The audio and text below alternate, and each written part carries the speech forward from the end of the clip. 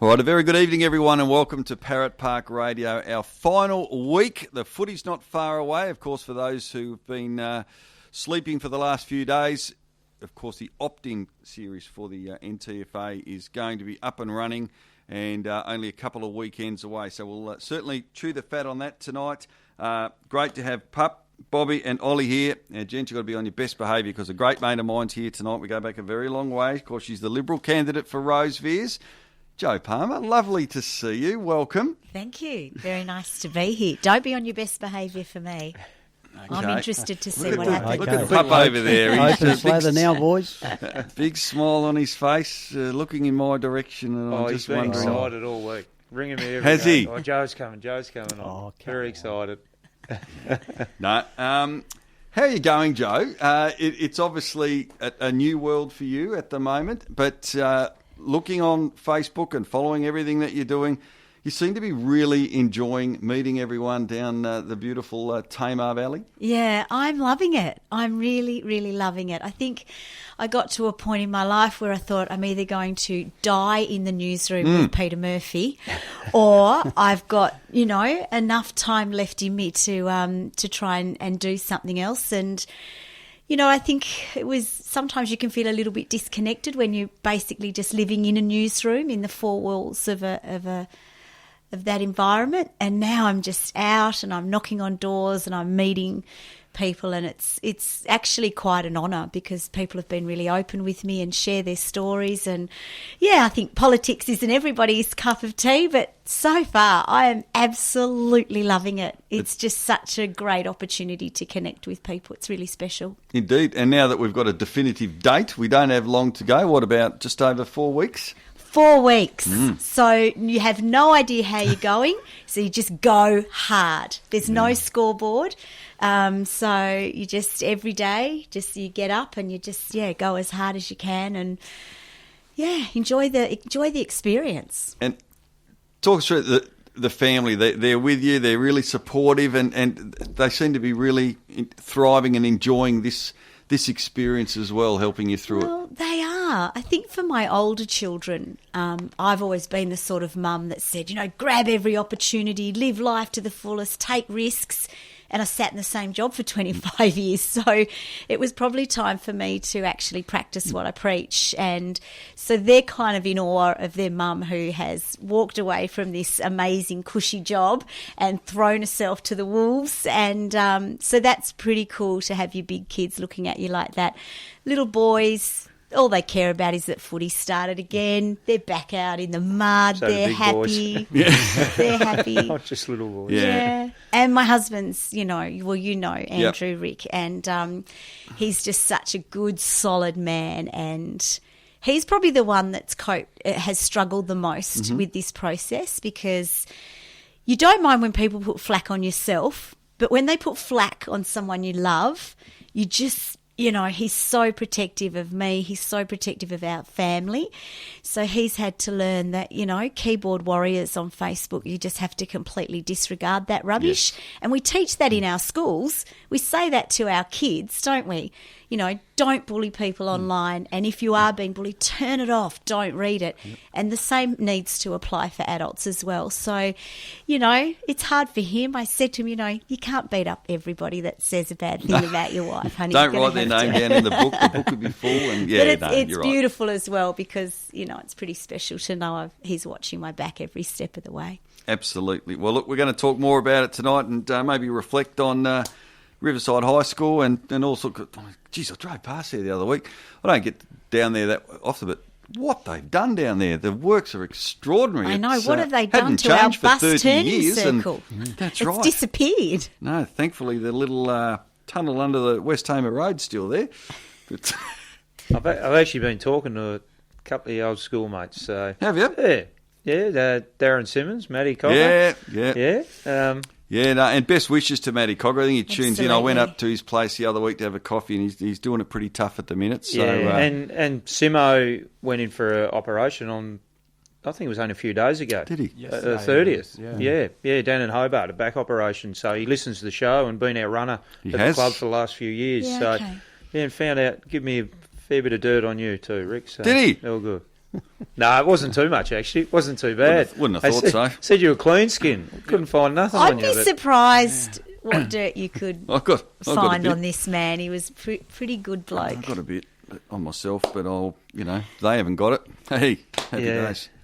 Anyway, we'll get to that. We're going to obviously announce tonight the number one player of the 2000s, well, the century so far. So we're looking forward to making that announcement. We'll reflect on the top 9 so far. We're also going to catch up with Sam Glanville very shortly, and a couple of the ladies from the women's team. Now, Bobby, obviously being the coach of the Parrots women's team, very excited that they're going to be on the park in a couple of weeks playing. How are they training? Yeah, no, definitely great to have the announcement last week, and we got plenty of players both in our men's and women's program back on the track. So yeah, we've had over 20, I think 21 or 2 train this week in the women's, and there was good numbers in the men last night. So that just needed that announcement, a bit of clarity around the season, and we're playing in 2 weeks from Saturday. So a few are finding that they haven't been probably doing enough work in the time off we've had. But like I've said to the girls, every club's in the same boat. So it's all about going out there and just being able to play and enjoy it, and we'll give some opportunities to some younger players, and that's what it'll be about. There's a shield to play for, so we'll be having a crack at that. But it's just given. There's so many positives about it. We can give our sponsors. We get 4 home games, so we get some sponsors to have some corporate hospitality, and our supporters to come along to some footy, and both the men and the women to play some games. So can't wait. Really excited about it. I think even last night, Bobby, we talk about all the different things, but just I think the smile on the faces. I think we had, it would have been just about 50 on the track last night, and it's a pretty big jump to previous weeks. Yeah. But just seeing 50 blokes sort of smiling and just absolutely enjoying each other's company last night just sort of reminds us all of why we play. So it's a pretty exciting couple of weeks, that's for sure. Indeed. Yeah. A critical component of any club is obviously volunteers. How's your club situated? Because obviously there's a lot of protocols that have to be adhered we had to. a board meeting last night, but we have 16 board members, which is very high. I know you've worked with a lot of other clubs, Rick, when you roll the NTFA, and a lot of others don't have that support around them. And not only we have that on our actual board, but we have subcommittees around that as well that aren't actually board members, but they might run the functions and bits and pieces like that as well. Everyone's keen to get it happening, and the support there. We spoke a bit last night about match day roles and things like that, and we'll sort those out, and restrictions will probably lift as we keep playing, but with the 4 home games, we'll nail that. No worries at all. So. I tell you what, I know you were talking about how anticipated the schedule was. I reckon there'll be a lot of Parrots boys out there with the function schedule. They'll be anticipating that quite highly now that a few of the restrictions have been lifted. We spoke about that, and I think there's... obviously you've got the density rule. You can have people inside, but there's something about you can't have a function where you can dance. So I'm not sure. I think that's a rule they've got out, which probably doesn't affect me, not being able to dance. But but anyway, and we said last night, as soon as we can hold a function, and our functions are known to be very good, Joe, and as soon as we do that, we will. As soon as we're allowed to, we will. And that, potentially we could have a ball. Our footy club ball may even be after the season finishes, like late, October, November, or if something like that happens, if we can. Well, who knows? You might be even able to get the official number 1 ticket holder, ScoMo, down. We had the Prime Minister on the show a little earlier this year, and obviously came to the grand final. So you never know. You might get your hat. Yeah, still, I thought it might have been a special announcement before the show tonight, but I haven't heard anything at all. No, so the Prime Minister actually was presented with a cap from PUP, and twice, and took it upon himself to keep it as a souvenir, as you would. Oh, well, that's right, as you'd expect. But he has promised PUP on air. We've got it on recording that there is a cap coming from his favourite team, the Cronulla Sharks in the NRL. Excellent. So, it's quite legendary, the connection between the club and the Prime Minister. Amazing. Certainly made national news, didn't it? Yeah, it did. And that project that they funded from the that election, the tenders finished today for the lighting. So so I know a lot of people put in for it, and that'll get sorted out, and then there'll be some money left for the drainage, and by start of next season should be all good and ready to go. Fantastic. We've got to get to a break, so we've got to hear from our great sponsors, and when we come back, we're going to catch up with Sam Glanville. He'll be our first guest here on Parrot Park Radio. Oh, Joe's got a very important role tonight too. I got sacked from Parrot Park Lotto some weeks ago. Ollie took the reins, but Ollie, you've been sacked tonight. Is that okay? To be honest, I'd actually like to see you have another go at it, but no, Joe's got the honour shits and giggles. So. He's been relieved, not sacked, Rick. He hasn't stuffed it up like somebody else had. Do you want to stay on, Joe? Or, this is what we put up with here. It's all good. Quick break. We'll be back very shortly.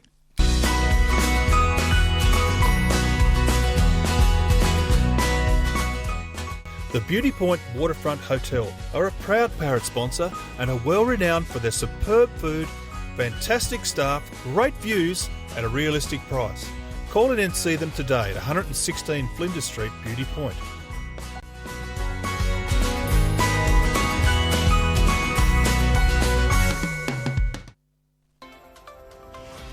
The Brumby family has been producing pork in the Tamar Valley for the last 45 years. Weekly Farms quality mouth-watering pork can be sourced at your local butchers and supermarkets.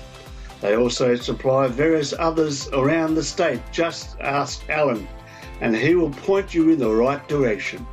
Make sure you get some Weekly Fork pork on your fork this footy season.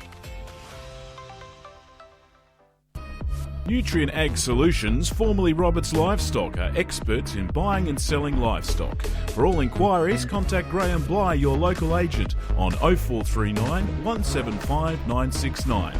That's 0439 175 969. Parrot sponsor.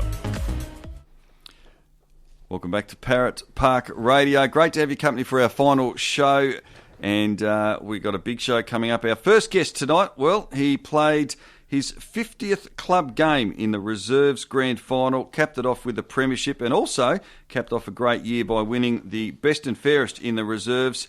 He's got a full house here tonight as we welcome Sam Glanville. We've got Pup, Bobby, Ollie and Joe Palmer's with you as well. Welcome, Sam. How are you doing?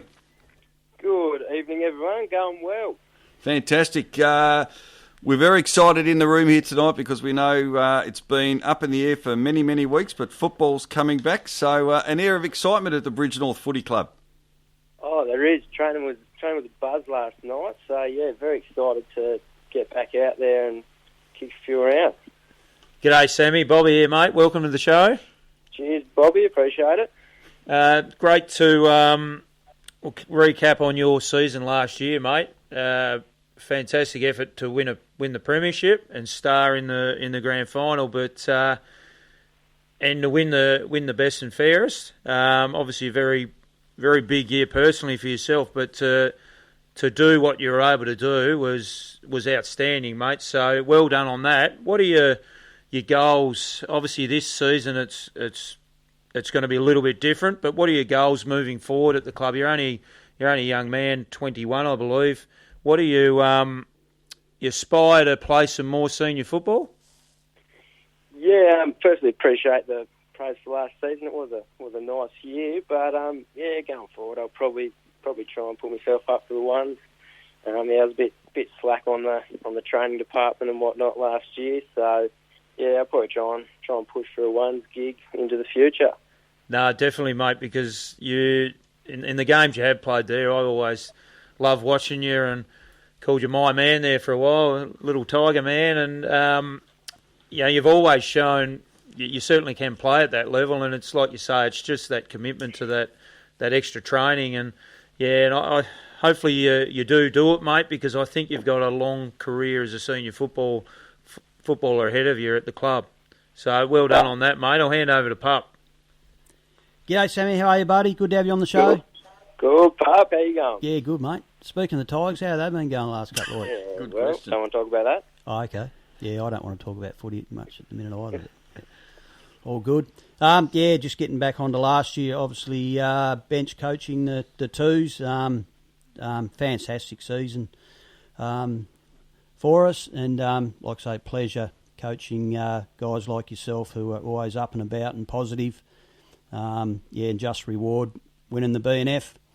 And like Bobby just touched on, pull your finger out and play more senior games than Resi's, that's for sure, mate. Love to see you run around in the ones for another 10 years at least, that's for sure. So, all good. And just to finish off quickly, we do it every week. You've been listening to the show. Just a question, who, in your opinion, is the most annoying person that you've come across over your time at the footy club? I feel like this is said just about every week. It damn will have to be Chris Walker. The bloke's an absolute pest. Yeah, really. I know he likes to throw me under the bus a bit, but he's been doing it a lot longer than me, and he gets way more annoying than me to a lot more people, I believe. He's pretty good at it, isn't he? Oh, he's basically a professional now. That's right. Good stuff, mate. All right, I'll hand you over to Ollie. Hey, Sammy, how are you? Great man. Good, Woods. How are you? Very well, mate. First of all, obviously, Nick back at the moment. Has he managed to surface before midday yet, or is he still sort of mid-afternoon kind of riser? And what has his activity been? Because I've been talking to him a fair bit, and he hasn't got a whole lot to report on at the moment. I know he had 2 weeks of isolation, but I don't think it was supposed to be 4 weeks of isolation. Yeah, the 2 weeks did. I think they have crept up to about 4 weeks now, and he's really battling to rise before the midday. So he's down to about he'd eat lunch at nearly 2 o'clock, and that's his only meal for the day apart from dinner. So he's really battling to get out of bed. Very good, mate. And talking about last year in a little bit more depth, I think overall for the club, it was a really enjoyable year. But I think looking at your reserves team and your morale and the way that you played, it was just an incredible year. You must rate that pretty highly in terms of footy years you played in. And was there any sort of specific highlights there in particular with the team throughout the year? Any great wins or like great moments as a side that you reflect on pretty fondly? Yeah, you're right. It was an absolute blast of a team. Everyone really come together from the first training, really, and everyone got along, and it was a great season with great morale. I reckon the best game for me was the game up at South Horny for Dad, when Bobby really put in a big effort to get Nick playing, and that was a big one for me, and it was awesome to come away with the points that day. Absolutely, mate. That was I think that was certainly an awesome day, not just for I suppose the team, but just the footy club. It was certainly something pretty special. So love your work, mate. Well done. Fantastic. Thanks for joining us, Sam. Well done on last year, personal level, obviously, with the BNF, and then a premiership player in your 50th game. Life's pretty joyful down at the Bridge North Footy Club, isn't it? Oh, it's an absolute blast. Everyone should get down there. Yep, indeed. And, they haven't got long to wait. It's going to be fantastic. So we look forward to it. Wish you well as well. Let's hope it all goes well over the next... what do we look? How many rounds have we got? Is this opt in? I should know, shouldn't I? Well, you're running it pretty much, aren't you? We have 9 rounds. 9 rounds. So the senior men will play 8, and there'll be a bye. And same with the under 21s, is they play 8 and there's a bye, I think, and the women will play all 9. Yep. Yeah. Terrific. It's going to be fun. Good on you, Sam. All the best. Thanks for joining us.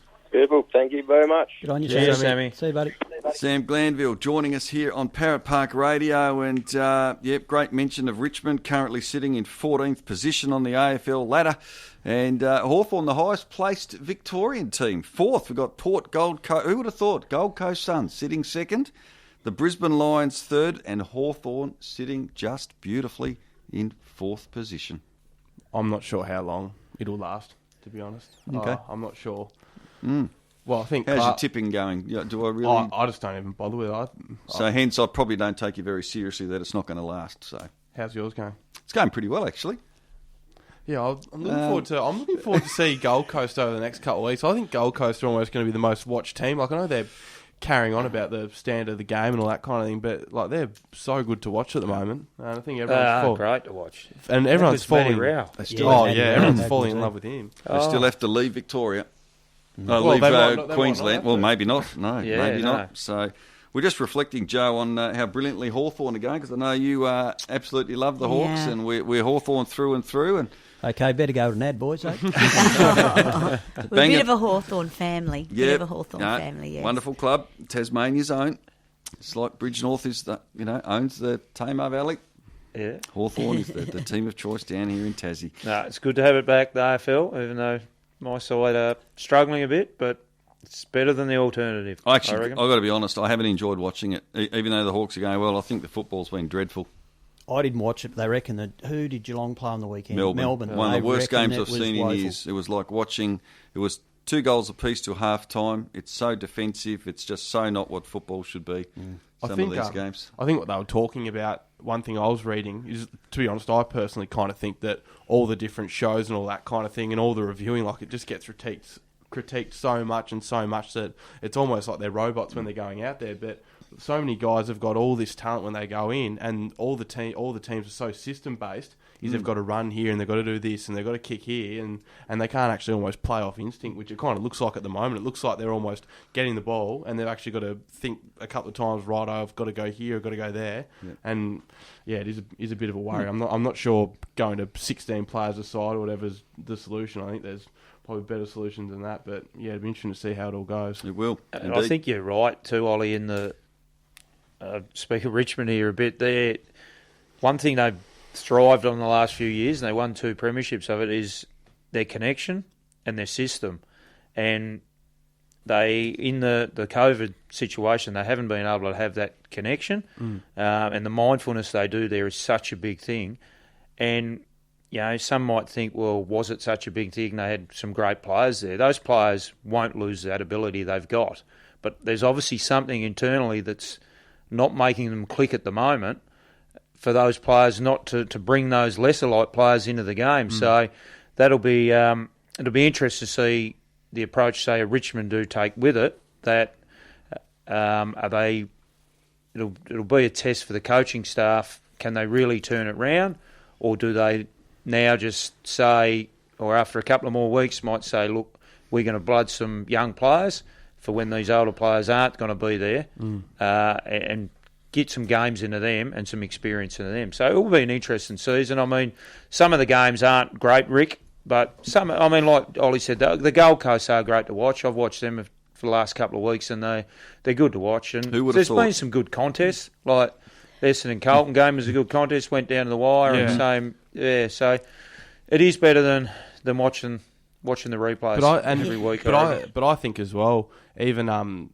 like St Kilda and a couple of teams that are moving the ball quite quicker, they're actually starting to find out some of the defensive teams. So I think people just need to stick with it a little bit, just because it's a little bit of a monkey see, monkey do. If a team wins the premiership, then everyone tries to do what they do. So if a team wins it this year and they're pretty attacking or whatever, then all of a sudden what will all the teams be doing next year? It'll go to a more attacking footy. So I think it's just the way that it's sort of gone. The game's allowed to ebb and flow and change. If it was the same throughout 150 years, it'd be a pretty boring game where it'd be like playing checkers. So it's allowed to change. That's right. And we wouldn't be talking about it now. So that's exactly what it's about. Right, mate. It's good people conversation, doesn't it? All right, we're going to get to a break. We're going to talk women's footy next. We're looking forward to catching up with Jess and Ali Morley here on Parrot Park Radio. And we'll have a bit more of a chat with Joe Palmer when we come back after the break. Hillwood Berries is a family-owned and operated berry farm nestled along the Tamar River. From its beginning, just 9 years ago, the Dornoff family have proudly developed a thriving business of producing delicious seasonal fresh berries. Amongst many groups, they support the seasonal worker program and value the great reward that comes from seeing their local communities develop as a result. They have been proud platinum sponsors of the Bridgnorth Parrots Football Club, both men's and women's teams for the past 3, going on 4 years, and look forward to continuing this sponsorship into the future.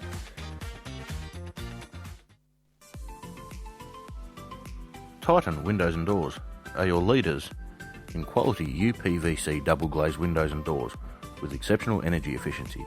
With a comprehensive range, our friendly staff are sure to help you select the perfect choice for your new or existing premises.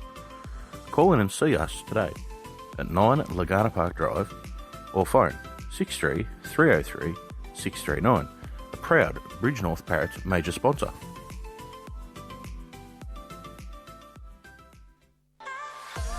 Parrot sponsor Adrian Brown Painting is your painting specialist for all new homes, renovations, as well as sign writing in any shape or form. If you've seen a quality sign in our club rooms or around Parrot Park, they are the products of Adrian Brown, and the club is very grateful for his work.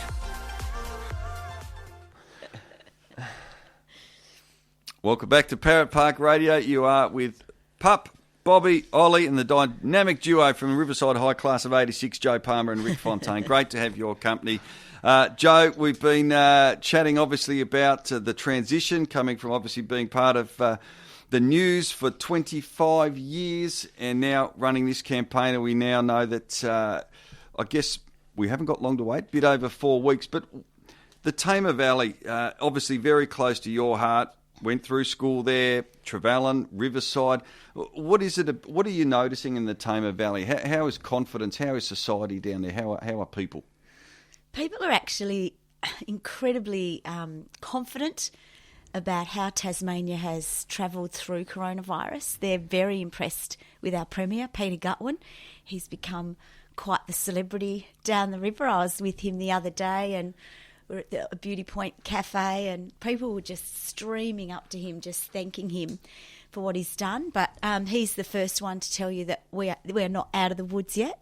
We're doing really well in Tasmania, but when our borders open, that's going to be another hurdle for us to get over. And yeah, so people are so resilient, and I think they're really looking forward to the future, and they're pretty honest about where they're at and where their families are at. And so the best thing for me to do is to be quiet and to listen to their stories and then feed that back to the people who are in a position to actually make a change, a difference in their lives. What's the biggest thing you've noticed, Joe, in terms of going into an election and now a campaign?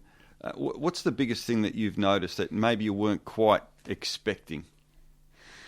Well, I guess when I thought this was going to be a really good idea, coronavirus was in China. So I was thinking I had to really firmly shut the door, obviously, on my career with Seven before I could do this. And so the timing was pretty tight, and I was going into a very short, sharp election campaign straight off the news set and hit the ground running. And then, of course, it all got shut down. I mean, we're all in the same boat. Suddenly I'm at home. There's no election date. My husband's business is shut down. I'm homeschooling 2 kids who kept telling me what a terrible teacher I was.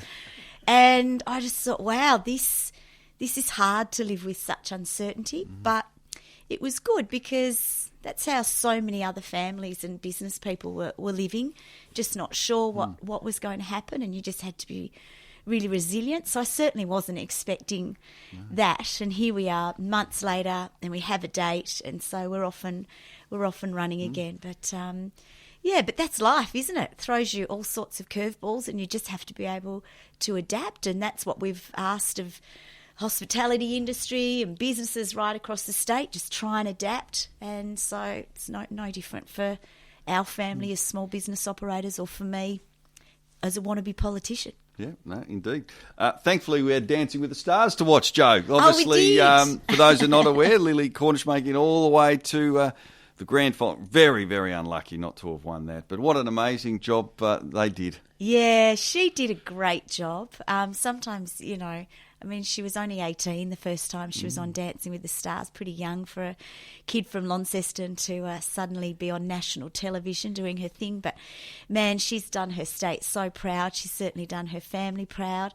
And, she's got the most mangled, manky feet you could ever imagine as a dancer. And, by the time she finished Dancing with the Stars, she had pulled muscles here. She had bruises from the top of her head to the bottom of her feet. She, it's quite brutal. It looks all beautiful and elegant, on the TV, but behind the scenes, you're dealing with people who aren't dancers, so she was dropped a fair bit on the ground and had to bounce back up again. So we're really, really proud of her and how she was able That was to amazing. handle Joe, it. is she interested in football? Because I'm thinking she Oh, here we dances a lot overseas. Yeah. Borders are closed, can't get overseas. Bridgenorth's got a women's side. We've got 11 games this year. She could come down.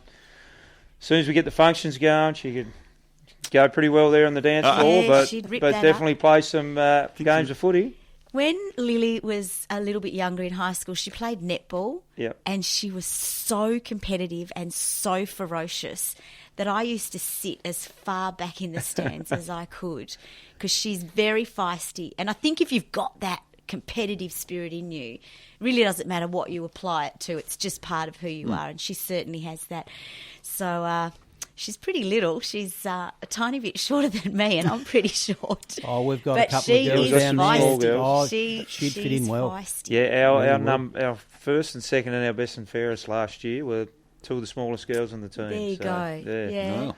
Yeah. So she's very fit. She's very, very strong. And Look at Bobby's eyes. Yeah, They've lit I up. know. training Monday, Wednesdays. do you Monday want me to Bridgenorth. go home and Matt's Lily could come in and Oh no, she'd finish just that? come to training. You bring her down to training, Joe. That'll be fine. Yeah. We're more. I don't know what a stepfather would say, her coach, but she'd be right in the mix. She's a bit of a tomboy at heart. So Yeah, she'd well, love it.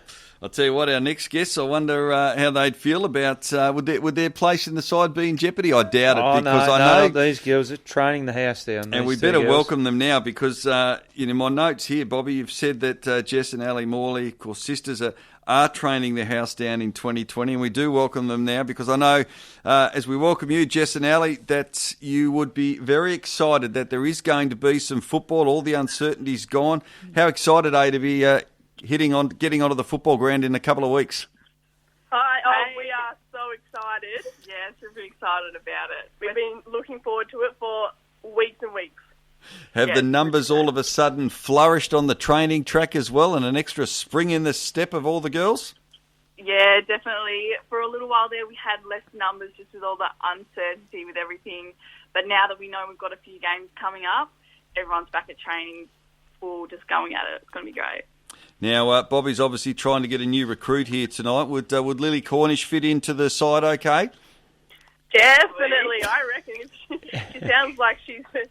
She's, ready to kick some goals, I'd say.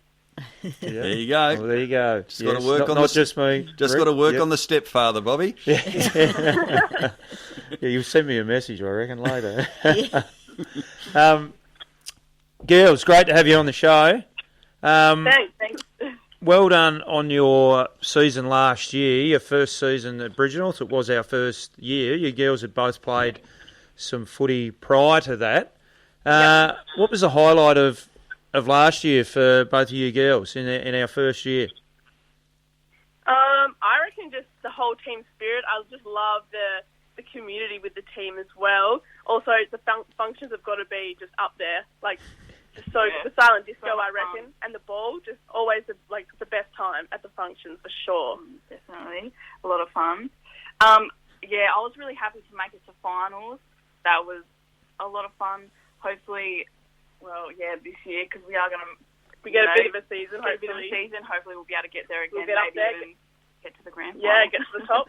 Yeah, hopefully, yes. Now, question to you, Jess. You played predominantly in the back line last year. Mm-hmm. Yes. Training this year, especially post-COVID, you've been kicking many goals. So tonight's drill, we put you forward. What are your thoughts on that? It's probably a question I should ask you privately, but what are your thoughts? What do you think you can be a forward? It's very different to the back line. Got to use different skills in the forward line, but yeah, I mean, it is something I could get used to, I guess, playing in the forward line, definitely. Try and kick some goals. Yep. And you, Ali, you were one great thing about you last year. We could just put you in any position on the field, back line, forward, through the midfield. What do you probably prefer? I mean, I love the back line. I feel like I can use my skills the best back there. I like, taking girls down and stuff like that. But, just a bit of anywhere. As long as I'm on the field, having a good time, anywhere is good for me. Yep. Now, before I pass over to the other boys, I was telling Joe and Rick here that you're both twins, but you're not twins to each other. Right. So you've both got twin brothers, and there's only like 16 months between you, or something like that. Is that right? Yeah, 18 months. 18 months. Yeah. 2 sets of twins, 18 months between us. Yeah, Boy and girl your each mum time. Julie deserves a medal, I reckon. Yes, she does. She definitely does. 100%. Yeah, definitely. So, no, great to have you on the show. Really pleased with your training right through pre-season, especially since we've gone back. I don't think you've missed one, either of you, and looking forward to a couple of weeks' time we can get a game happening. Well done, girls. Yeah, I'll hand over to 100%. Pup. Oh, perfect. Thanks, Bobby. G'day, girls. How you going? Thanks for coming on Good, the show. Pup. Hey, Pup. Really good. Great to hear your voice. It's only been, an hour and a half since we finished training. Yeah, about that. All good. Just one thing I'll get you girls to touch on that a lot of listeners out there probably don't know. What do you girls like to get up to in your spare time and that sort of thing? Well, I'm at uni, so I don't have a lot of spare time. Yeah, okay. But, I love to camp. Not so much at the moment in the winter, but, out and about in the summer. Yeah, I don't know, not too much. Don't have a lot of spare time with work and uni and stuff like that, but, yeah. What about you, Jess? I like to spend a lot of time with my friends. We like to go walking and just going on adventures, going on a bit of four driving here and there as well. Just getting out and about really with my friends is what I really enjoy doing. Yep. No, well, good. And obviously, as Bobby touched on, you two have been fantastic, even pre-COVID, now post-COVID, with your commitment on the track. It just becomes infectious to the other girls as well. So great job with that. And like I say, you girls have got a long future at our club, and to be hopefully multiple premiership players. So yeah, great job, girls. So. Good. I'll pass you on to Ollie. Hi, girls. How you going? Ollie here. Hey, Ollie. Hi. Just the scenario tonight here in the studio, we've got Rick sitting over here, and he's quietly very, very nervous about some dirt that might be sort of brought onto him later on the night. And I was trying to think what girls it was, and I actually saw this. Might have been a couple of weeks ago. I'm not sure if you were training, and I think Bobby had the ball from one side of Parrot Park, and the girls were doing a drill, and Bobby actually ran from one side of the ground to the other. Forgot that he actually wasn't training. It was you guys that were training. And I've heard some stories about Pup and Bobby getting brought to the ground, even a little headlock in there here and there. Have you got any other good sort of stories from training about Bobby and Pup that you'd like to share? Because I know the audience, and particularly Rick next to me, really enjoys hearing those ones. Bobby and Pup do like to get involved. I think, they think they're playing still half the time. Yeah, I'd love to tonight when we were doing a couple ball throwing drills, Bobby was like, "Oh, Pup, put your back into it, Pup." Yeah. I think Pup almost did a hamstring tonight, running after the balls. No, that was Monday night. I actually tweaked my calf a little bit, but I've got over that. Yeah, they're a bit competitive, just getting into it a bit. Quite funny. Back when Pup played, he regularly had soft tissue injuries, didn't you, mate? I did. Yeah, quads, calves, hamstrings. Yeah. Missed the grand final, unfortunately, from it, Did, mate? yes. Yes. Oh, dear. Very So, unfortunate. Yeah, Nikki taking him to the ground once, that was a good Yeah, that was That good. was a good tackle. That hurt. Oh, yeah. Oh, yeah. Bit of books behind it. Well, girls, been terrific to have you on, and I know you sound very excited about the season getting underway in a couple of weeks, so we do wish you well. Continue to train the house down, and please welcome Lily Cornish with open arms if she heads on down that way. If she gets We into will. control. Thank you very much. Thanks, guys. All the best. Well done, girls. Cheers, girls. Thanks, girls. Thank you. Bye. Are they lovely girls? Happy, Yeah. positive people? Yeah, really Great positive. girls. Yeah, Good fantastic. girls from down the Tamer, went to Exeter and played with the Tamer Cats as they were, but Tamer Demons, which affiliate junior club of us, and then flowed through to us, and they've been great, excellent. Yeah. So The question off the cuff, obviously the announcement of the FIFA Women's World Cup coming to Australia, of which Launceston looks like it's going to play a very important role in that. One of 8 stadiums across Australia, which is magnificent. I noticed there was a 21% increase in girls playing soccer, football, the world game variety in Tasmania. Do you see that as potentially a bit of a threat, given that there's a World Cup coming here? Definitely. And soccer, I think, has always been a threat. And I've spent a lot of time in our junior club as well, and just keeping kids playing. I think it's so important playing AFL football. It's important that we get AFL players in the schools and we get into the communities to continue to play, because I'm forecast that the biggest problem that our sport will face is participation numbers. It's already happening, and I think down the track it'll continue. When I say down the track, 40 years down the track, I don't know what it looks like. And that's why one thing I was very vocal on getting this season up and running. As you know, Rick, I was ringing you regularly. Pretty passionate about it. It is so important that we can keep, especially these girls that are new to the sport, but the same with juniors, and I'm so pleased NTJFA are going to be up and running, to keep them playing, because people that are disengaged now, say if there's half of them that are disengaged now, how many by March next year will be disengaged with it? And I think this is a generation that we need to continually to push to do something.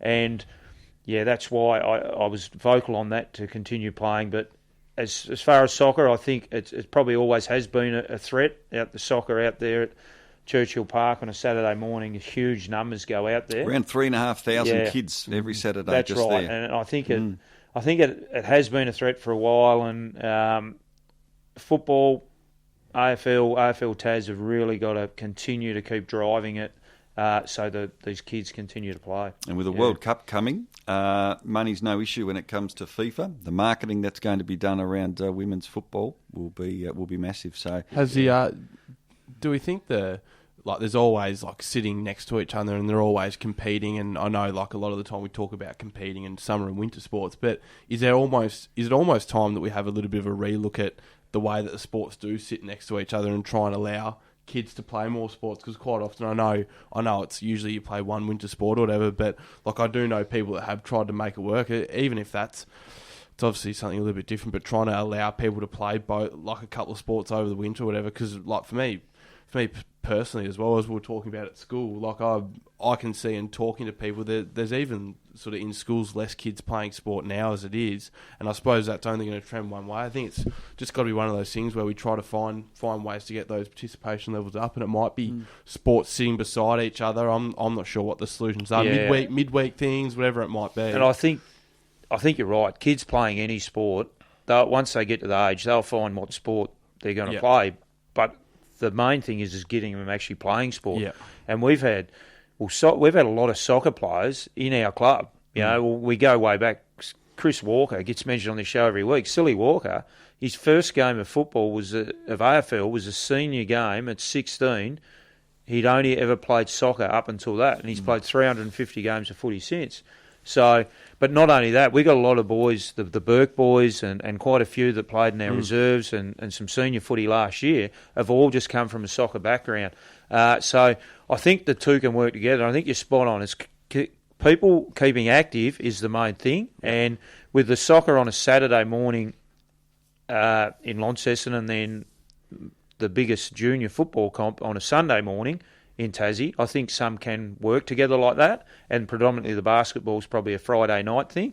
As long as the coaches and the people running these will allow that, and I think that's important. Just keeping them active, Ollie, you're spot on, is the main thing. And I think even in schools as well is, I know there's some kids that are really, really blessed and everything else to be quite smart and be really good at sport, but it's been really hard for some kids because there are a lot out there, they love their sport, and the classroom might not be as engaging at the moment. So how hard do you reckon it's been for those kids the last 3 months where they're stuck inside all the time and they haven't actually got a chance to go outside and play sport, and it's something that they love and all that kind of thing. So I hope the stuff that's going on at the moment. And I think I saw a little bit last night. It reminds people of their love of the sport. And hopefully that will follow on in years to come. But, yeah, like you said, it's about trying to get those kids playing sport in the first place. Because I think as a young kid, once you play soccer or basketball, you want to try footy or you want to try touch footy or cricket, whatever it is. But it's just about trying to engage kids and get them off their phones or their iPads or whatever it is now and try and get them back outside and playing sport. Yeah, and I think, I'll probably sound like an old man here, but if you offer them an easy option, they'll take it. So you've got to keep them pretty active. Yeah. So, yeah. And as a parent, Joe, with young active boys, how tough is it on families as well? Because if you can be a juggling act with kids on weekends with so many different sporting commitments as well. What have you found sort of in the communities as well, visiting schools and that? How are we going with junior participation and kids potentially wanting to be active and remaining active? Well, our family is big on sport. I have found, because I have, a 23-year-old, 21-year-old, and then 11 and 10. And we just found the more sport they did, less trouble they got into. Tired kids at the end of the day. Yep. But I know with my son Henry, he was a big footballer. He loved his footy, played for school and did very, very well. And the thing was, when all the kids his age were sort of, maybe heading out to the pub or trying to sneak a few beers, it was the footy team that's like, oh, you better be on game to, best tomorrow. And, just that sense of community kept him out of trouble, kept him, connected with families, connected with other kids. It was just sensational, and we've found that across the board with all our kids. It's just that lovely environment that comes with kids playing sport. Connects communities, and I know that you're really big on that, Bobby, and what you've done, has been incredible, and you've got such a rich environment. And, I was thinking that when we were listening to the two girls before, how hard that must have been to be disconnected from each other through all of this, and then to hear their excitement and their enthusiasm that they're back on the field, they're back with you guys, back with their teammates. So as a parent, it's no different. I picked my boys up from footy training 5 o'clock tonight. They were frozen through. They were a bit wet and muddy, little bright red cheeks and the biggest smiles. They had fun on their faces. Shower, food, go to bed. Done. My day's done. So I think it's really important. I have big concerns about the amount of time our kids are spending on screens. And it's not just the fact that they're looking into little screens. It's what they're looking at, that's not the real world on a little screen. The real world's here, talking to people, interacting with people. So they're not just, being fit and learning all those sporting skills. They're also learning how to communicate with their teammates, how to respond to people under pressure, how to show respect for your coaches, how to respect your other teammates. All those skills that you don't get that staring into a screen. So I'm a big advocate for community sport, for kids doing as many sports as they can, and we love it. Andrew and I, that's our weekends, just going from one place to another, and it's magical. It's why you have kids, isn't it? Yeah, to hang out with them and to watch them flourish and be active and be the best version of themselves. I mean, that's why we became parents. And just on the junior sport, our mini league and Auskick, we hopefully will be resuming training next week. So, excellent, which will be good because it'll keep plenty of kids in the Bridgenorth and Lagana community there to come down and have a kick and experience Bridgenorth some for the first time. So. Yeah, we'll have more announcement on that through the relevant social media pages. So, Spoken like a great advertiser, Bobby. Well done. Yeah. Gee, that was very good. It was like an ad break.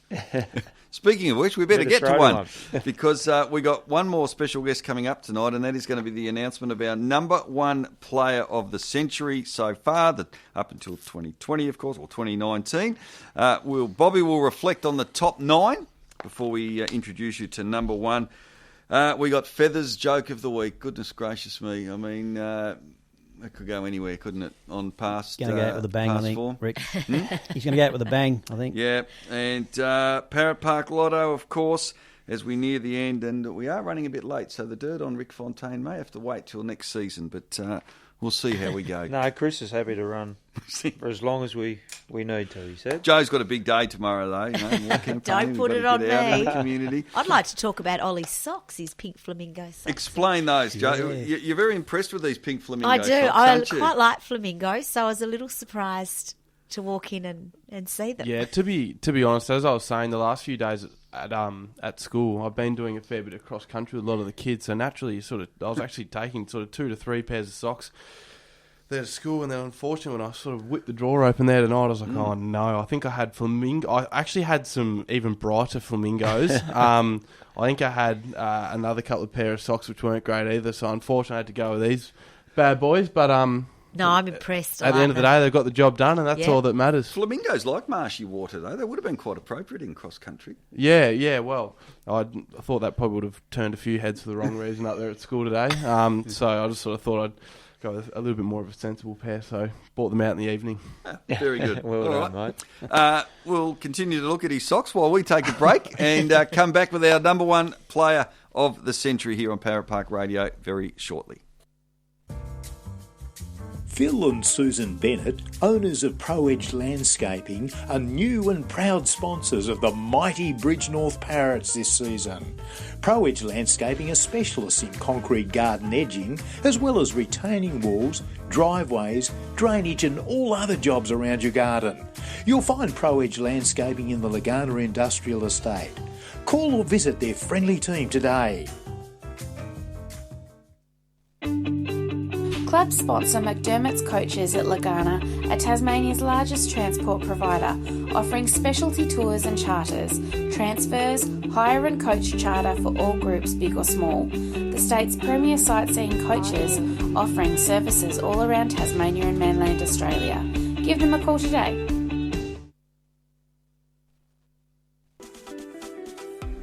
Parrot's major sponsor, Fulton Hogan, formerly Venarchi Contracting, are your specialists in asphalt and sealing of driveways, sporting courts and private and public roads. We can also supply to fix your timber edging, retaining walls and stormwater systems, and we can rejuvenate your own asphalt to look like new.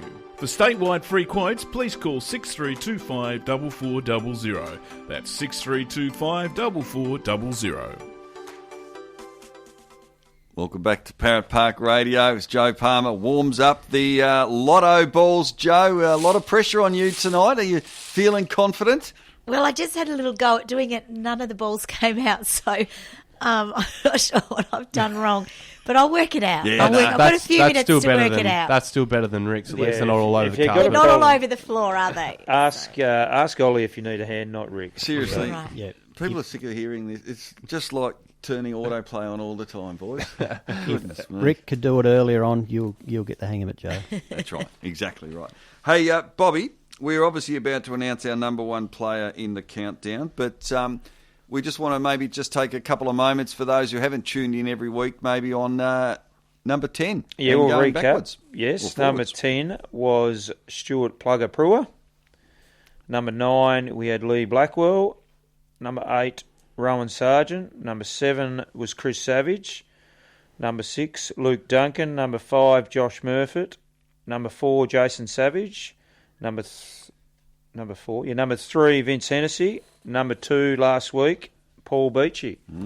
Left with number 1. We are left with number 1. Now, this guy, fair to say, is an absolute legend down at the Bridgenorth Football Club. Made his debut for the club way back in the last century, round 2 of 1991 against Hillwood in the under-18s, and made his senior debut exactly 12 months later, round 2 of 2000 against Rochalee. What an initiation, taking on the Rock Apes. Yeah, was that at home? Or 16 he was when he made his debut. Is that right? Yeah. 16 years old.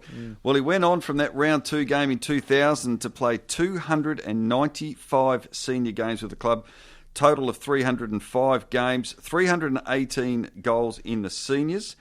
Now, this is impressive. Not only did he win the senior best and fairest 4 times, his first one was in 2002, but his last one was 14 years later in 2016. That is an incredible performance.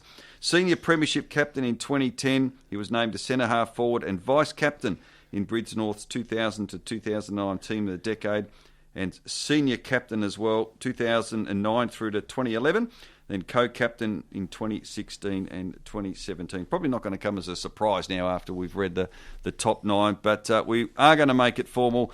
A big congratulations and welcome to Parrot Park Radio, Joel Clements. Congratulations, mate. How are you? G'day. Well, thank you. Yep, going well. Good. Took a while to read that resume, I'm sorry. But there was a fair bit to get through there. As I said, congratulations, but take us back to, you were 16 years of age. You were named to make your debut against Rochalee. Can you remember much about that day? Not really, to be honest. No, I probably would have been shitting my pants, I reckon. Especially coming up against Rochalee, always a pretty tough side, but I sort of remember being, as a young bloke, not too concerned. You sort of knew all the older heads, the bigger bodies, the older guys had your back as a young bloke, which was always comforting on field. How tough is that, Joel? You're 16 years of age, but you're playing in a senior game of football against men. How did you feel in terms of that, like mentally? Were you prepared for that? Because I'm assuming that you probably didn't weigh very much as a 16-year-old playing senior football against fully developed men who probably, on average age, 10 years older than you. Yeah, memory's a bit vague, but I know when I first came to Bridgnorth there, I'd played under 16s at Lonnie, and I come and played some under 18s games, and even that was a bit of a shock to the system. The bigger guys and young adults bashing and crashing, and that sort of surprised me a bit. And then I suppose a year later, playing in the ones, but I guess a bit daunting and big guys, big bodies, but the guys around me sort of had my back, and I enjoyed it. Enjoyed every minute. G'day, Joel. Bobby here, mate. Well done. G'day, Rob. How are you, mate? Yeah, going well, thanks. Yep, just polished off a Scottiac and Savoy for supper. Did you really? Yeah. Nice of him to leave you one. Yeah. Oh, yeah.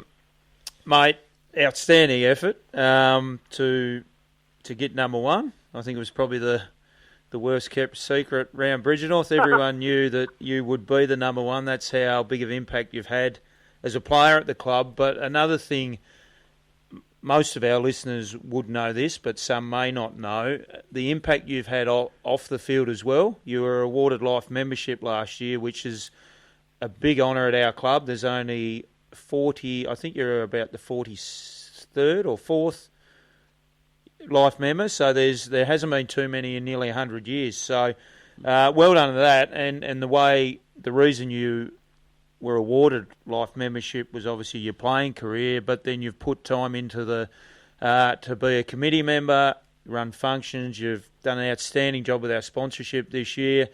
You've helped out and been the mini league coach and worked with the junior development program. So not only you're a player, I think for me, that was one of the great things I've loved about your time. You didn't just come and play. You've been able to put something back into the club, and brilliant work, mate. Well done. Thank you. Yes, obviously the life membership was a big honour, and I'm super proud to be a life member amongst all the great names, as and two of them in the room where you are at the moment, Robert, yourself and Pup. But I played a lot of footy, and it was probably in my blood to put a bit back to into the football club. With mum and dad being sort of good serving members of the community on numerous committees, and I guess I was brought up to give back, and it was good. Started taking part in organising functions with Sally, and that sort of grew, and ended up on the committee, and put a bit back into the footy club, which gave me a lot. So it's rewarding playing the game, but also being able to put back in, because football clubs don't just run on their own. They need plenty of people behind the scenes, as you guys know. Yeah, definitely, mate, and a true asset to the club. Now, in obviously 20-plus years at the club, there's been so many highlights, as Rick's read out there in your resume, on the field. We've had some fantastic times off the field. Obviously, 2010 Premiership was a big highlight for us all. What is your number one highlight at the club, whether it be on-field or off-field, mate? And there may not only be one. There might be just too many to name just one. But, yeah, just give us some of the great highlights you can remember and probably can speak about on here. The first bus trip back from Scottsdale, I think I was 16, maybe. Ended up back in Lonnie there. But, yeah, just the good times on the bus, numerous bus trips. They're always fun with the fellas and that, drinking beers and having a wow of a time. They're always good. And your footy trips with your guys, they're always good. On field, obviously 2010, the Premiership was a big highlight, as most of the guys mentioned in the top 10. We had a few losses. We probably underachieved on that side of things. Lost a few grannies, but some of the games maybe. There was that Scottsdale game when I was a young fella there. You'd probably know the year, Robert. Yeah, we had 2000. Past Players Day up there and got a win. I don't think they'd been back in the competition in the NTFA very long. No, that year they come back, yeah. Yeah, that was a big highlight. Was a big day, wasn't it? Yeah. Yes. Another highlight when Dickie Spencer and Paddy Mackerel coached and Dickie helped out. We beat Roach Lee at Roach Lee that day up there when we were a bit, underdone. That was another big game. But, yeah, many memories. No, very good, mate. I'll hand over to Pup, and I may have another light-hearted one to finish off with. But sure. Well done, Cobber. Thank you. G'day, Clem Dog. Congratulations on number one, buddy. Yeah, thanks very much, Cobber. Great resume, mate. Nearly as good as Bobby's. A lot of people out there probably don't know. Bobby brings an envelope in each week and opens it to see what number they are. And when he opened it tonight and didn't see his name there, he was pissed off, mate. Well, you had all the listeners thinking it was out of you and Bobby, but it was a bit of a letdown, really. Yeah, he's pretty gutted. It's all good. Just ask Joel about who recruited him to the club. Yeah. Yeah. Just moving forward a little bit, you're obviously with COVID, your travel plans are put on hold. You're heading off to the Big Island for a while. Have you got a set date when you are heading off? Yeah, we are rebooked on the boat late August, but that what was that? 1st of October. Change. Sorry. 1st of October, you said, didn't you? When the footy season finishes. Yeah. But we'll just see what happens there, whether we end up jumping on the boat or whether the plans change again. But, yeah, I'll be around for the first part of the season anyway, whether I'm a spectator or a water boy or don't know what I'll be yet. Oh, as long as you play enough to qualify for the finals, mate. Full forward, you told me last night, Joel. Well, I just heard on the intro I'd played 295 senior games. I thought it was less than that, but I only need 5 senior games for a big milestone. Well, there you go. Yeah. Great incentive, mate. Sally, no doubt Sally listens to this radio and she'll be shaking her head. But no, all good. Well, just to finish off with 3 questions here that we ask. In obviously your time, long, distinguished career. Who's a couple of the better players you played with at Bridge North? Well, I guess the top 10, Pup. Yep. Yeah. You know, you guys pretty much nailed that, I think. You know, from number 10, Plugger, you know, I sort of taught me how to use my body, and you know, then you got Blackwell, you know, Sargent, a couple of good forwards. Murph and Dunks were very impressive. Murph was, as a lot of people said, just super skillful. Yep. Probably Beachy, Vince and Sav. Yeah, the next three. They were sort of guys I really looked up to. Probably especially Beachy. He Yep. was my idol when I was a young bloke. He'd love to hear Sort of that. looked up to him, the way he the way he went about it, and I sort of carved my game on his a little bit.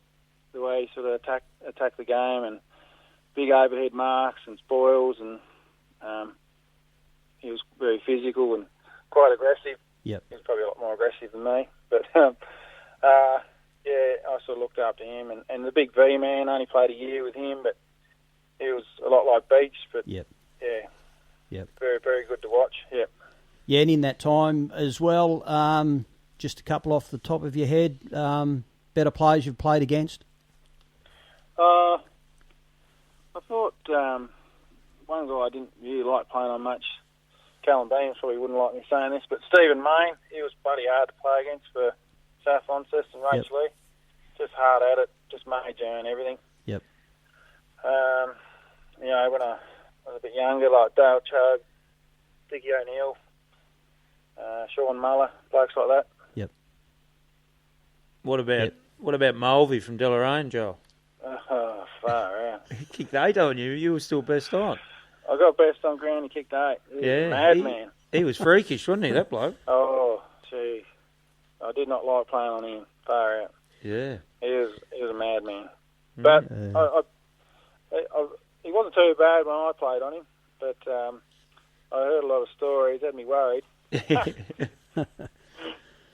Just to finish off with the last bit of this segment, let us know who has been the most annoying in your time there.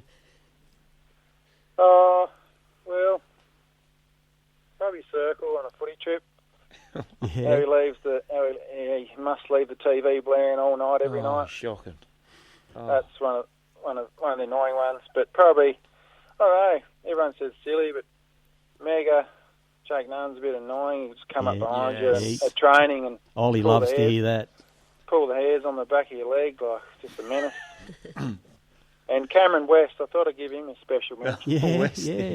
But he's got this annoying trait of dacking people. And he dacked me one night in the club rooms actually, and I let him know I wasn't happy about it.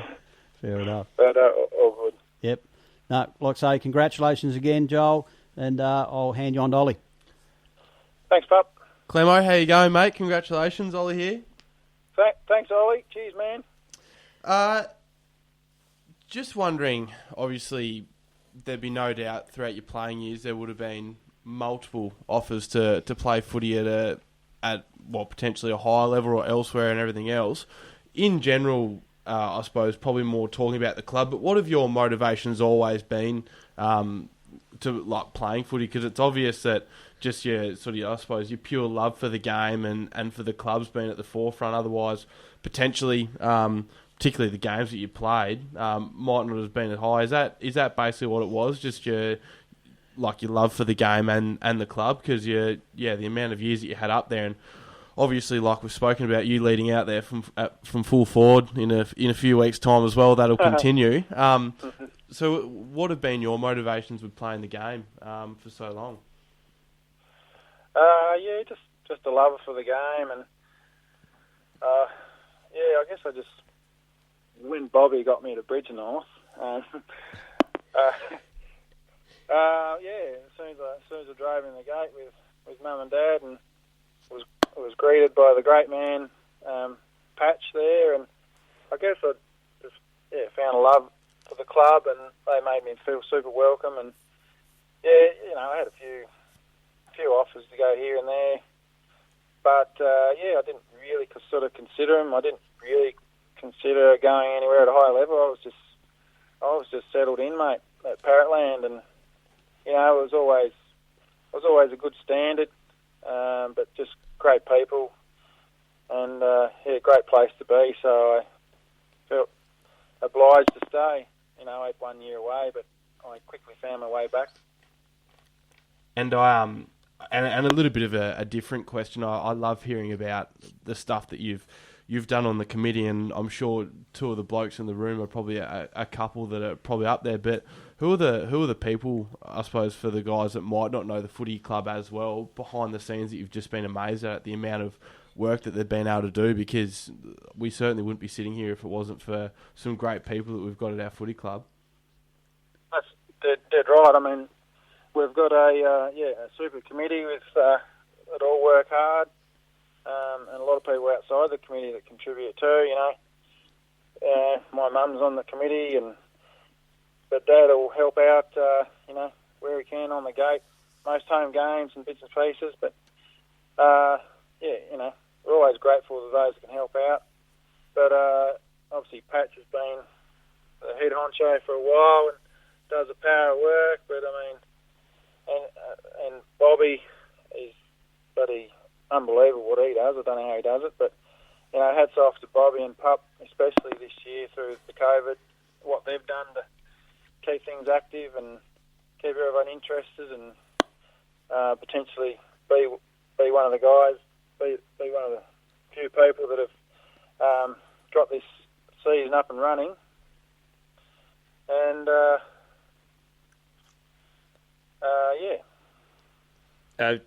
Joel, just on you touched on Pup, and he does some great work around the club.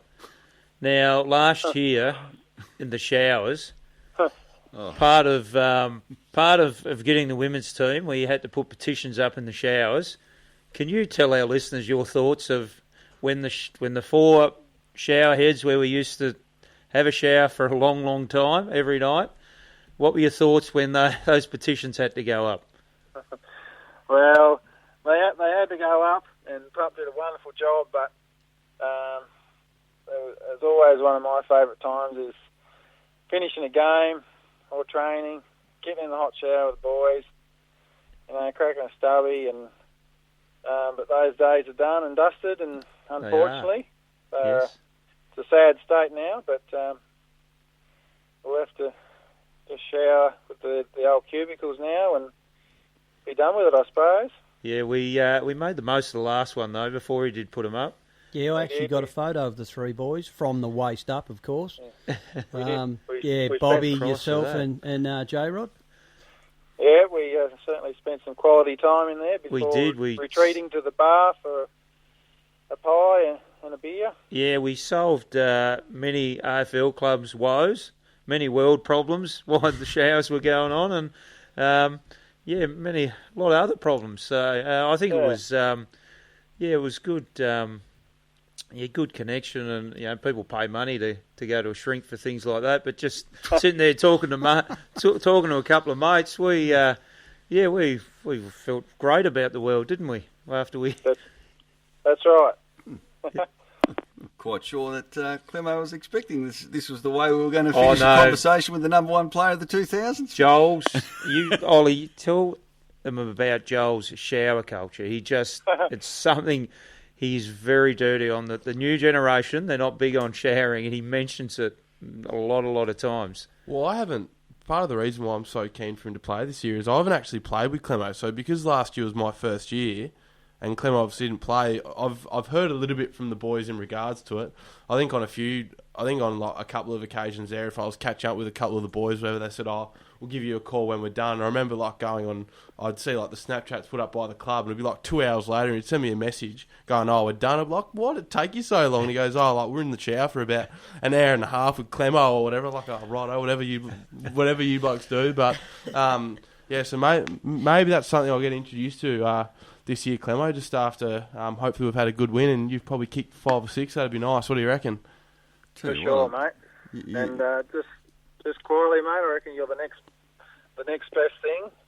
the next Beachy, the next Vince Hennessy, a big guy like you.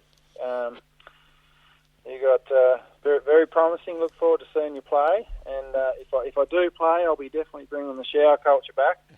And there'll be no blokes getting changed after games or trainings without a little rinse. So. What have you got yourself into, Joe? I'm not sure if I should excuse myself from the conversation. Oh, it's all clean. It's all good. It's all good fun. I'll tell you what, the old meter people from Aurora must love coming down and checking the hot water. Yeah, well, we went to gas. Years ago, we had hot water cylinders, and there was two. And if they'd go cold, you'd turn a couple of taps, and the next one would kick in. But the reserves used to get in there, and it'd be a wet, cold day, and the seniors would be needing a shower while they were playing. And so the reserves would get in there, and they'd be in the change rooms till nearly half time with the seniors, and the showers would go cold, so they'd turn them over. But in the end, what the committee did was put a lock on it, so we couldn't actually go there. We could only do it once, and that was it. But I remember playing some senior games back when it was the old electric system, and the showers would be cold, so we'd just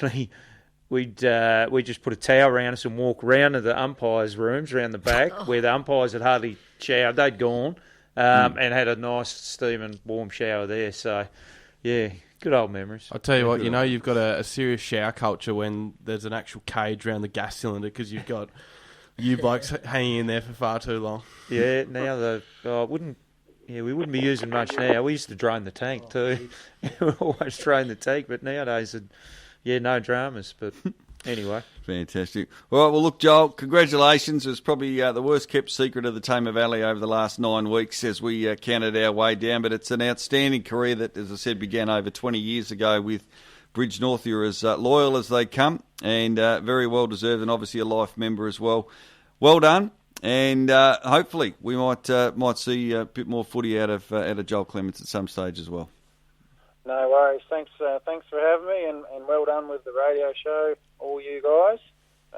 It's very good. Good on you, Joel. Good on you, Joel. Thanks, Clemo. Thank you. Dog. It was the worst kept secret, but thoroughly deserved. That is, I find that extraordinary to win the best and fairest in 2002 in the seniors, and 14 years later, win it again as well. Yeah, he says something about him. Just a star, absolute star. And there was a couple there that the runner-ups. He was very close. So who were the near misses, Bobby? Who was on the verge of the top 10? Yeah, it was very close, especially the first few that we read out in the top 10. And there's some players there that were our voting panel put their votes in, and some there that were very close to coming in were. We'll just talk through them. Danny Hall, pup, great. Beach mentioned him last week. Yeah, he did.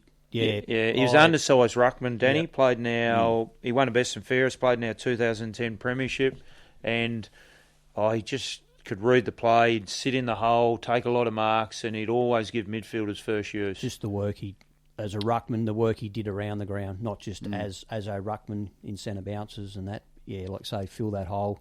Just like say, read the play well. Daniel Sellers. Yeah, great player. Played predominantly off the halfback flank, but just one of those real great skill. Would just take the game on. Yeah, just a rebounding halfback, just real offensive halfback type, and great player. Nick McKelwey. Yeah, Kel could play. Well, over his career, played either end of the ground. Played any position. Any position. Every position. I think he kicked 8-1.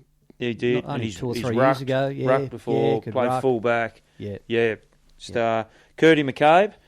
Yeah, Kurt. Obviously, I'm not sure. I might be wrong here. If he was a BNF winner in the mini league back in the day, but he was a premiership player in the mini premiership league. player. Yeah. Then went on to Lonnie, played his juniors and played 3 premierships. I think he's a 3-time premiership player there, at Lonnie. and then at Bridge North. Yeah, great midfielder. One here that would have predominantly played at the start of the century, Chris McKenzie, great local boy, really Macca, good. Yeah. He was a genuine centreman, the old centreman that just knew how to find the footy. Wasn't blessed with too much pace, but his skills were just sublime, and the like a ability to win the Diesel footy Williams and type. tough. I think we touched on it. Obviously, Vince won the BNF for us in 2000. Yeah. Chris actually won the association that year. Yeah, Macca. Another one here had, I think, 1 year at the club. Very good player. Then went to South Launceston after he had been at Launceston previously. Will Campbell. Yeah, Will. Yeah. Yep. One of those. Only had the 1 year with us, but great on baller. Really player. good. Yep. And this fella, Joel did mention him, and he's been mentioned before, but fullback in our 2010 Premiership side and played many other years as well. Cal Beams. Yep. He was tough. Yep. Yeah. Tough football. Yeah. Hated getting beat. Yeah, he was one player that actually on Wickham at times played very, very well, and the reason we were able to beat Rachel Lee. And there's one more here, but when I put the list out or the call out to people to put their votes in, I did send it out to Silly, so he put himself in, so that's why he's on my list here. So, yeah. But he's actually done better than all the top 10 anyway, because he gets a mention every week. He does get a mention every week. He does. But right.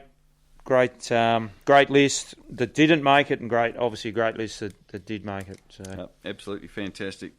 Right, we've got to get to an ad break, our last ad break, and we do need to thank, of course, one man who's been here every single week, not in the studio, but Chris Ball and the team at City Park Radio, a great community radio station who bring a lot of programs into many, many different cultures and languages, and Lounge Room is a very important community radio station here in northern Tasmania, so they've obviously been a great part of this show. Wouldn't have happened otherwise, so a big thanks to Chris and City Park Radio, who are going to be doing their local sport, I think, starting Saturday week with the TSL, North Hobart and North Launceston. So we look forward to that. Make sure you tune in if you can't get to it.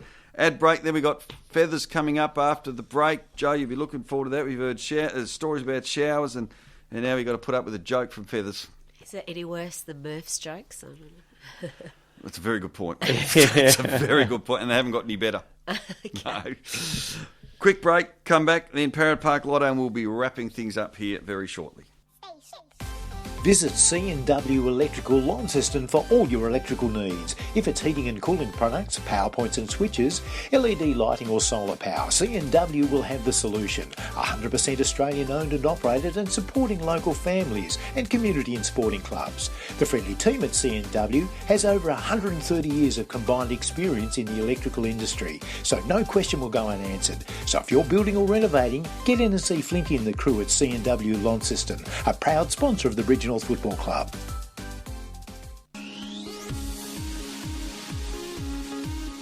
Club sponsor Exeter Farm and Feed are your one-stop shop for everything needed for your farm and livestock needs, from gates to drench down to layer pellets and everything in between. Call into our shop at 130 Main Road, Exeter today.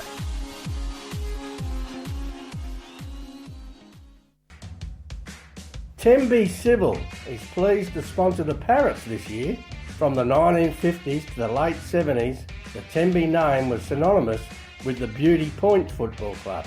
From everyone at Tembe Civil, we trust the Parrots flourish and continue for many years, and look forward to partner them into the future. Go Parrots!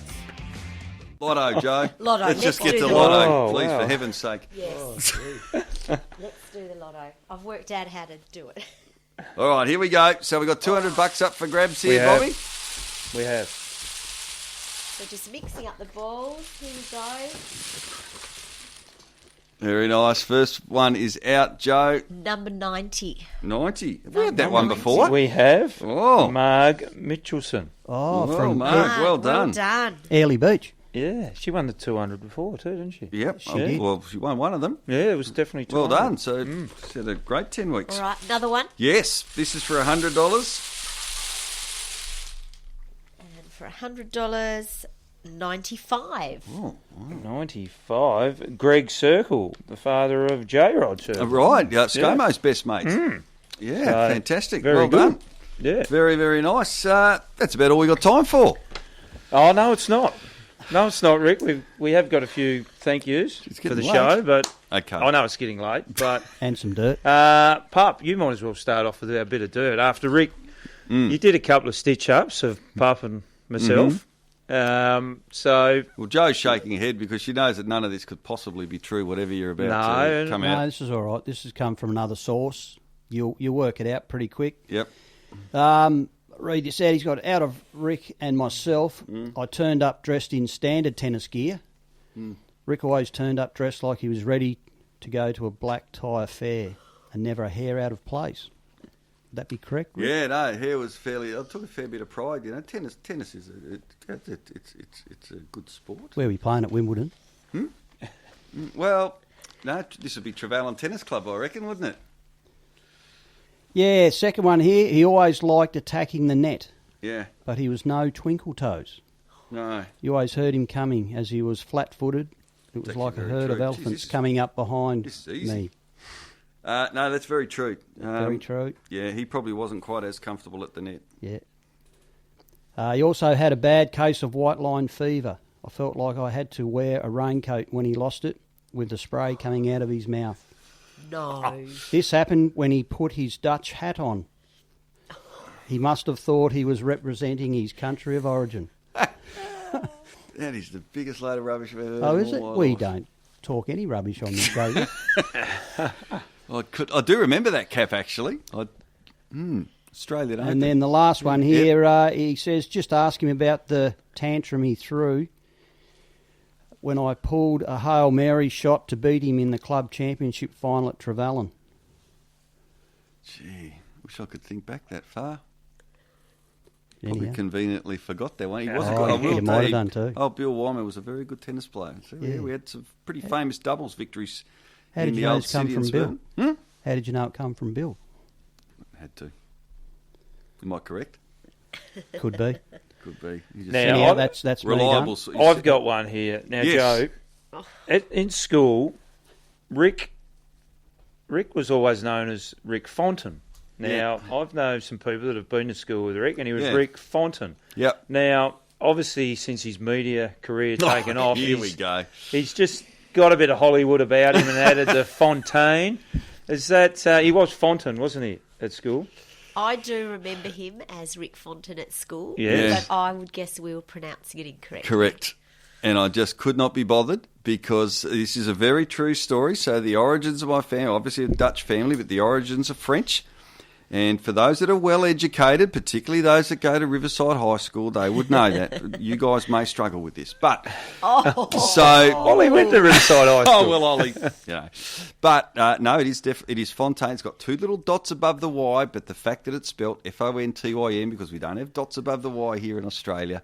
So, but Look it's at very the true. man. He looks like a Fontaine. Oh, Look at he's, him. he just, He's beautiful. just the Hollywood. Where did the nickname Rick Hollywood Fontaine Actually, come from? Came from a guy not associated with your footy club, but coaches the women's team at Old Scotch, actually.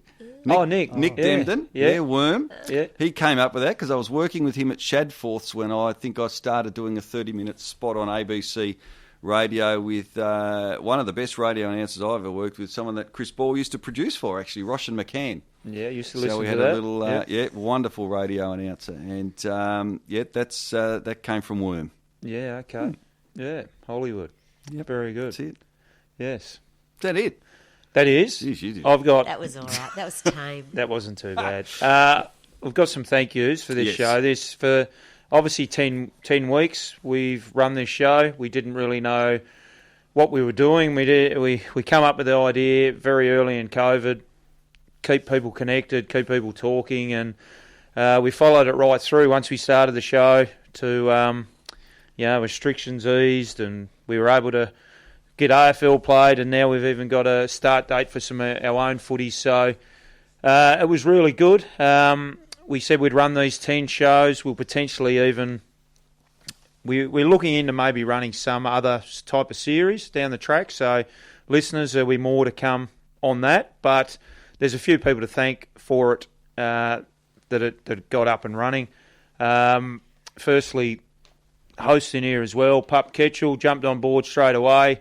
Mate, great to have you on board. And Ollie, when Rick went down early in the piece, one show, we got you on board, and you've been fantastic right through and getting a lot of great reviews from people I'm talking to. So well done, mates. But to Rick, yourself, well done on helping us out, because let's be honest, we had no idea what we were doing, and probably found out that it's been and is pretty easy for you people to do this, so it's not too bad, really. So all you got to do is talk shit. So we've been doing that. We've been doing that for years, but you get paid for it. Didn't need any help, did you? But but thanks, mate. Thanks for your help. We have got. I won't carry it over there because I'll lose my microphone. But I've got a voucher here. You've always said you want to get involved with a club. So we've actually, well, it's not a voucher. We've actually got a Gold Star membership. So that's a full to get into all home games.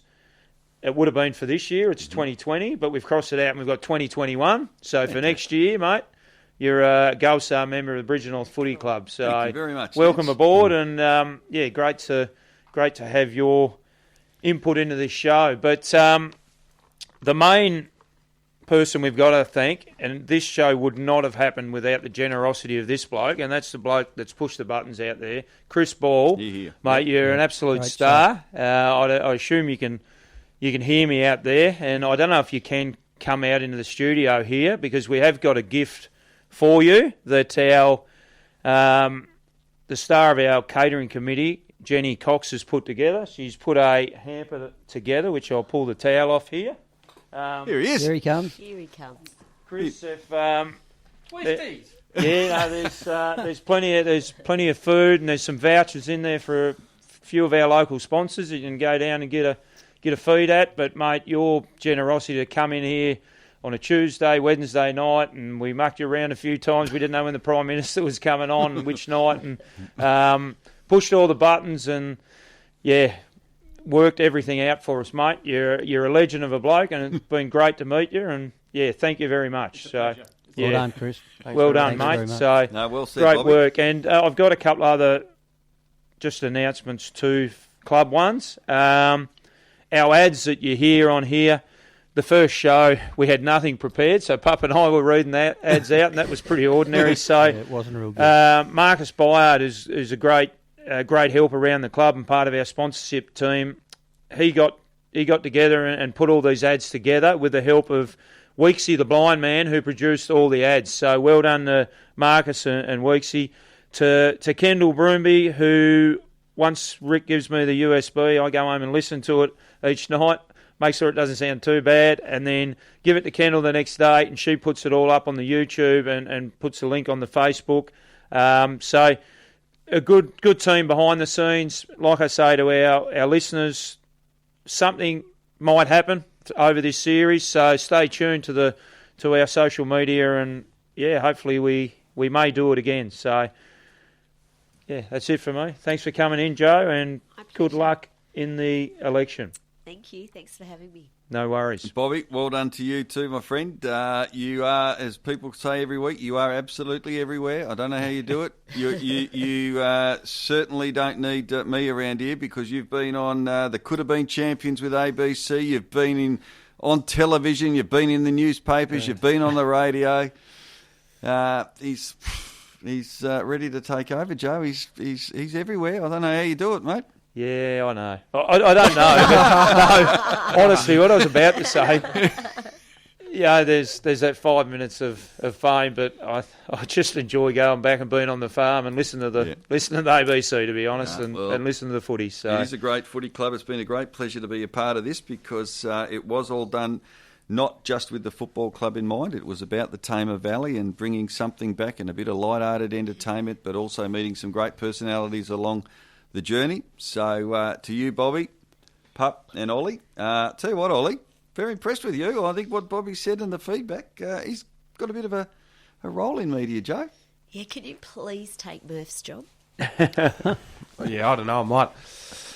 My jokes aren't very good either, and I'd probably have to learn a fair bit more about the weather, and actually struggle to have my weather zone on the right location half the time. So I probably need to work on things like that first. But We'll wait and see how we go. Well, No, it's been he hasn't ruled it out.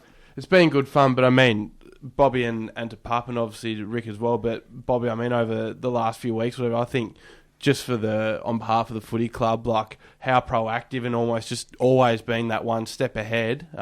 Something that like a lot of other people don't think of. Like I think it's a credit to both you two guys because we're incredibly lucky to be a part of such a great footy club in such a great community. So thank you very much, and obviously Rick, your experience is incredible to have, and it's been so much fun to get to know you as well. So thank you. Hopefully it's an exciting season ahead. First game, I think, is the 18th of July. Yeah, at Parrot Park. 2 weeks. Yeah, we got Old Scotch first one, and the women will play Meander Valley. Yep. And our under-21s playing away that day, Pup, I think. Yeah, I can't think who they're playing. I can't think where they're playing, but there's a big feature in the Examiner, I believe, coming up as well. So the full rosters of all 3 leagues or comps will be in the Examiner. Yep.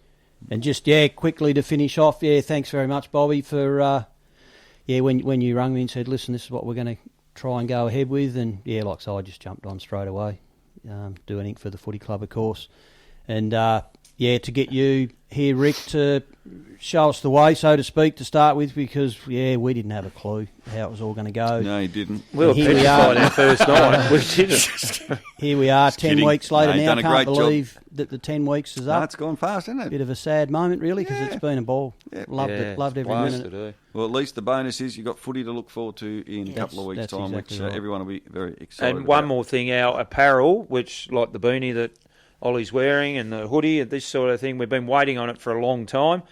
It has arrived, so it'll be distributed to the teams and the people will be available as of next week. So And new hats. Yeah, don't give that one away to the PM when he comes back. Fantastic. No, well done, everyone. Joe, lovely to catch up with you. Good luck over the next 4 and a bit weeks. Thank you. What's happening for the rest of this week? Where are you off to? Have you got that all diarised already? Oh, you bet. You bet. It's a finely tuned machine. No, I'll be lots and lots of door knocking across all the big western suburbs of Launceston, and then right down the Tamar. And I'll let my mother know that you might be door knocking. let her know. It's one of the best things when you knock on someone's door and an old schoolmate from Riverside High or Trevelyan goes, "Oh, how are you?" It's surprising how many still live in the area. I know. Fantastic. It's really nice, yeah. All right. Great, Joe. We wish you well, and thanks for coming on tonight as My well. pleasure. Thanks to everyone for who's having me. tuned in over the last 2 weeks as well. And not 2 weeks, well, 10 weeks actually. Everyone that's tuned in over the 10 weeks as well, and congratulations to our top 10. Stay in touch, and as I said, keep following the Bridge North Facebook page to see what is coming up, because there is plenty coming up over the next few weeks.